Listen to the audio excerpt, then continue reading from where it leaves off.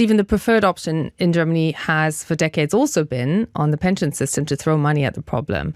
About a quarter of the national budget, almost a quarter, are simply supplement payments into the German pension system to keep it afloat, to keep it up with demand.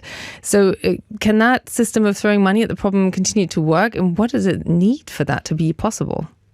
It's going to take a lot more money in the budget, and that's not going to happen anytime soon. There are calculations showing that it could rise to a third of the national budget. That's how serious it is, unless there is some reform undertaken. So, Germany is part of this broader debate in Europe right now about guns versus butter. You have tremendous social spending historically, part of the peace dividend that we often talk about, right?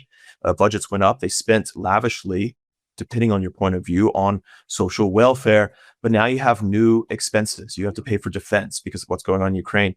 You have to pay to try and rev up your economy. In the case of Germany, again, making up for all that lack of investment from years past. So that doesn't really fit in the budget anymore. You're starting to run deficits. So what it means is when you do have this massive investment spending, this possibility in the case of Germany to spend more on the debt side, that you're starting to push some of your budget over there. So when you have a third of spending going towards the pension, then you don't have money for other things, or you're shifting it to debt.